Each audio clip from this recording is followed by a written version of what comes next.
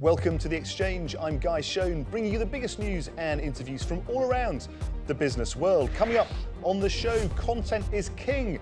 Influencers, vloggers and live streamers, they're all part of the thriving content creator market, which hit $100 billion last year.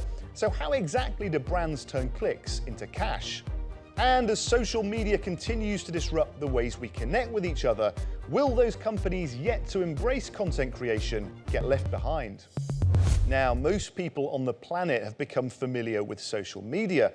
It's become normal for the world's biggest brands to work with independent content creators on platforms like Facebook, Instagram, YouTube, and TikTok as they battle to stay relevant and attract new customers. Well, the content creator economy has become very big business. Well, the market has grown to nearly $105 billion in just a matter of years, and the pandemic has been a big factor in fueling that growth. More than 50 million of us now think of ourselves as content creators. 2.3 million people claim they're doing it on a full-time basis. Generation Z and millennials make up most of the content creator demographic. That's people born between 1981 and 2012. Many are drawn to the flexible working hours, creative control, and being their own boss. And in 2021, more money than ever was invested in tools and platforms that help apps monetize clicks and views. Well, someone who's been capitalizing on this trend is the social media star and entrepreneur Abdullah Al Ghafri, known to his followers as QQQ. Welcome to the show, Abdullah. Well, look, it took you less than a year to reach 1 million YouTube subscribers, but how did you start becoming an influencer? I started all from the Snapchat because it's an amazing app. Snapchat is different. Why? Because it's direct. Because nowadays we can see on Instagram, a lot of people have like 2 million, 3 millions. But on Snapchat, everything is real. At YouTube, many people like a few years ago, they are telling me, please, Abdullah, go to YouTube. YouTube needs a whole team, you know what I mean? And 7 months ago, I said I have to start on YouTube, but in a very high quality, you know, like maybe more than TV. Social media has reshaped society, hasn't it? Many people would argue not necessarily for the better. Where's all this going then, Abdullah? You know, are you hopeful for future generations? Nowadays, come on, 80% of the children, I'm sure they want to be singers, they want to be football players, they want to be on social media dancing or something. They want. Because if someone doing something bad and he's like on trend, on social media, yes, he is on trend, but with something bad, they are showing them as it's an amazing character, blah, blah, blah. If I'm a child, why would I not dream about being this? Even if he's bad, I see the community going, clapping, and they love him. That's the main problem. It's not about freedom. It's about respecting the people. It's about the next generation. They have to know which is good or bad. Interesting sentiments from one of the Middle East's biggest influencers. It's not all about the numbers. Respectful conduct and content gets the clicks and money too. Being an influencer and having millions of followers may sound like fun, but is there more to it than just filming a vlog? And how much work actually goes into making each video?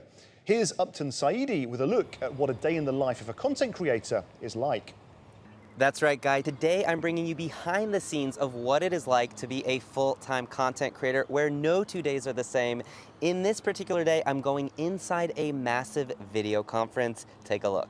This is VidCon, bringing together brands and creators like myself to connect, learn, and collaborate. So this is the YouTube lounge. It's for speakers and creators. Today I'm speaking on a few different stages about video creators working with brands. They're bringing out Nick Jonas. I think that's tonight.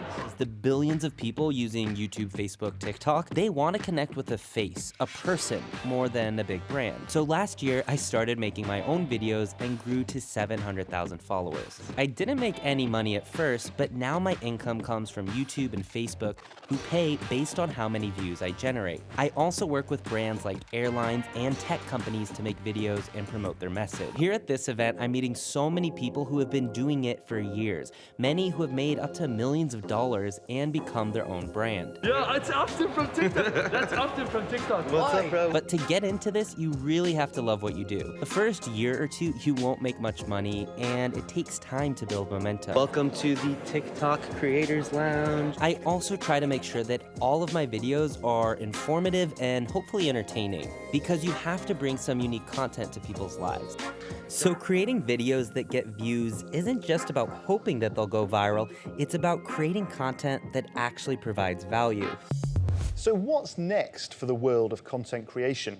Social media is becoming more multifaceted than ever, blurring the lines in the way people communicate and perceive the online world.